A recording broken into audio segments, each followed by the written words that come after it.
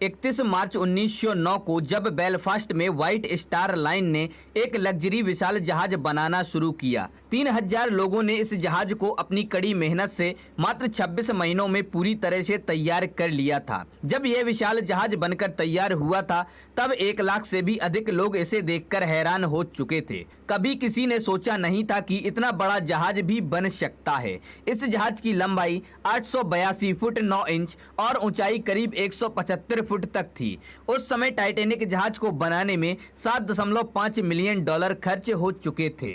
एक ऐसा जहाज जिसके बारे में सभी का यही कहना था कि यह जहाज कभी डूबेगा ही नहीं, लेकिन यह जहाज अपना पहला सफर भी पूरा नहीं कर पाया। हम बात कर रहे हैं ब्रिटिश पैसेंजर जहाज टाइटैनिक के बारे में। 17 मंजिला इमारत जितने ऊंचे, 3 फुटबॉल के मैदान जितने लंबे और 3500 से भी अधिक लोगों को अपने गंतव्य तक पहुंचाने की क्षमता वाले इस जहाज को बनाने में कुल 26 महीनों का समय ही लगा था। तब यह जहाज पूरी तरह से बनकर तैयार हुआ, तब उसके बाद भी इसमें छोटा मोटा डेकोरेशन का कार्य चलता ही रहा और अंत में 2 अप्रैल 1912 को यह विशाल और लग्जरी जहाज बनकर पूरी तरह से तैयार हो चुका था। इसका सफलतापूर्वक परीक्षण करने के बाद 10 अप्रैल 1912 को यह जहाज अपने पहले सफर के लिए रवाना हो चुका था। इस जहाज को करीब 5507 किलोमीटर तक का सफर तय करना था, जो कि इंग्लैंड के साउथहैम्पटन से न्यूयॉर्क के बीच का था। जब टाइटैनिक जहाज ने अपने सफर की शुरुआत की तब इस जहाज पर 908 क्रू मेंबर को मिलाकर कुल पैसेंजर की संख्या करीब 2223 थी, जबकि यह जहाज 3500 से अधिक लोगों को एक बार में ले जा सकता था। इस जहाज में कुछ लोगों को तो मात्र इसलिए बैठाया गया था कि व्हाइट लाइन के 2 अलग अलग जहाजों में कोयले की कमी हो गई थी और फिर टाइटैनिक में पर्याप्त स्थान होने के कारण इन्हें भी इस जहाज में शिफ्ट कर दिया गया था। सफर के शुरू के 4 दिनों तक तो यह जहाज बिना किसी समस्या के अपने गंतव्य की ओर बढ़ रहा था, लेकिन 4 दिन बाद 14 अप्रैल की रात को 11:40 पर मनुष्य की इंजीनियरिंग के द्वारा बनाया गया यह जहाज कुदरत के बनाए आइसबर्ग यानी पानी पर तैरती बर्फ से जा भिड़ा। बर्फ के टुकड़े से टकराने के कारण इस जहाज के निचले हिस्से में एक छेद हो गया और धीरे धीरे जहाज पर पानी ने पूरी तरह से कब्जा कर लिया। देखते ही देखते इस जहाज पर सवार यात्रियों में अफरा तफरी फैल गई। डूबते लोगों को बचाने के लिए लाइफ बोट को प्रयोग में लाया जाने लगा। बदकिस्मती से टाइटैनिक जहाज पर मात्र 20 लाइफ बोट ही मौजूद थीं, जो 2223 लोगों को लेकर जाने के लिए पर्याप्त नहीं थी।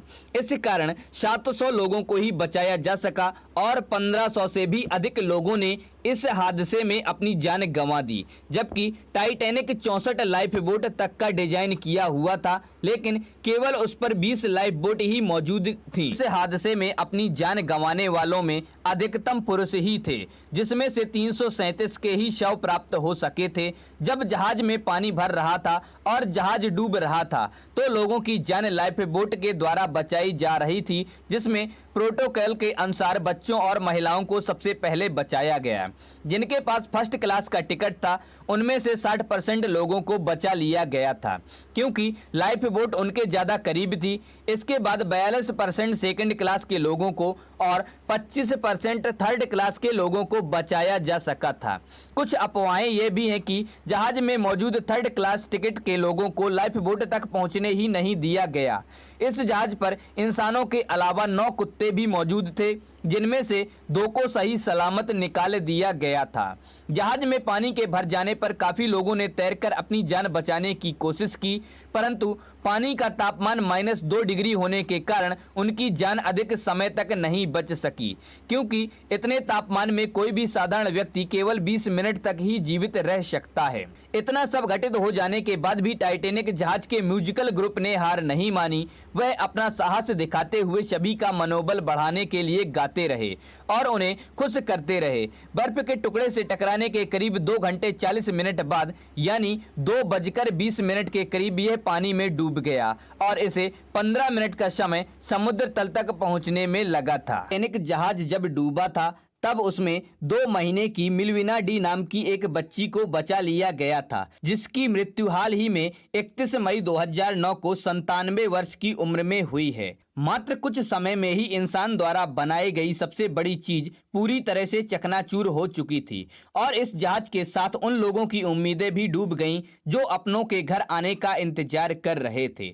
जब यह जहाज बर्फ से टकराया था तब यह 2 भागों में बट चुका था। यह दोनों टुकड़े आपस में 600 मीटर पर मौजूद थे। यह जहाज 2 टुकड़ों में कैसे बटा, यह अभी तक सभी के लिए रहस्य बना हुआ है।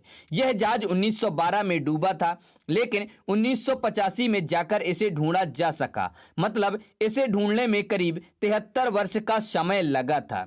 आज तक टाइटैनिक पर कई सारे फिल्में और डॉक्यूमेंट्री भी बन चुकी हैं। इन सभी फिल्मों में 18 नवंबर 1997 को रिलीज हुई फिल्म टाइटैनिक सबसे ज्यादा हिट रही है। इस फिल्म को बनाने में जितना खर्चा आया था, इतना खर्चा तो टाइटैनिक जहाज बनाने में भी नहीं आया था।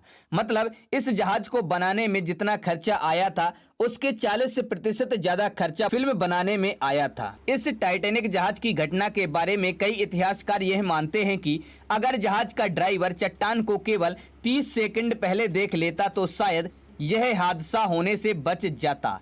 जब इस जहाज को बनाया गया था तब इस जहाज में 4 चिमनियां थीं। उनमें से केवल 3 चिमनियां ही काम करती थीं। चौथी चिमनी केवल सुंदरता और उसके बैलेंस बनाने के लिए बनाई गई थी।